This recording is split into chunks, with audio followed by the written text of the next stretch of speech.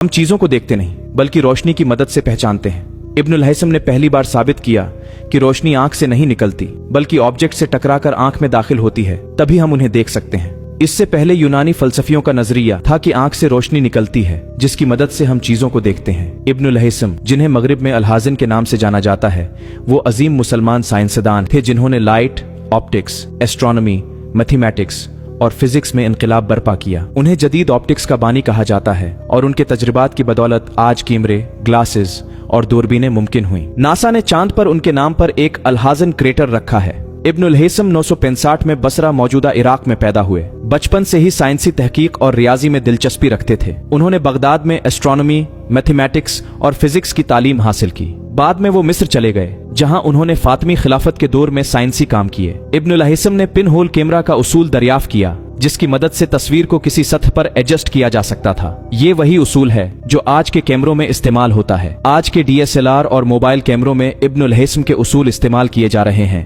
Light rays के reflection और refraction के उसूल दरियाफ्त किए, दरियाओं और नहरों के बहाव पर तहकीक की और ग्रेविटी और मोशन के उसूलों पर तहकीक की जो बाद में न्यूटन के कवानीन की बुनियाद बनी। इब्नुल हैसम ने चांद और सितारों की रोशनी को स्टडी किया। उन्होंने चांद की रोशनी के राज को हल किया और साबित किया कि ये सूरज की रोशनी का रिफ्लेक्शन है, न कि चांद की अपनी रोशनी। उन्होंने सितारों की गर्दिश, सूरज की शुआओं और फल्कियाती पैमाइशों पर भी तहकीक की। इब्नुल हैसम की मशहूर किताब किताबुल मनाज़िर ऑप्टिक्स और लाइट के उसूलों पर दुनिया की पहली मुकम्मल किताब थी। इस किताब को यूरोप में लातीनी जबान में तर्जुमा किया गया और सदियों तक यूरोपीय साइंसदानों ने इससे इस्तिफादा किया। कैमरा, ऐनक, दूरबीन और माइक्रोस्कोप की इजादात इसी किताब की बुनियाद पर हुई। 75 साल की उम्र में इंतकाल कर गए। उनके साइंसी उसूल आज भी फिजिक्स, ऑप्टिक्स और एस्ट्रोनॉमिकल रिसर्च में इस्तेमाल हो रहे हैं। यूरोपीय साइंसदानों जैसे कि रॉजर बेकन, केपलर और न्यूटन ने इब्नुल हैसम के नजरियात से फायदा उठाया है। सच्चाई की तलाश तजर्बे और मुशाहदे के बगैर मुमकिन नहीं।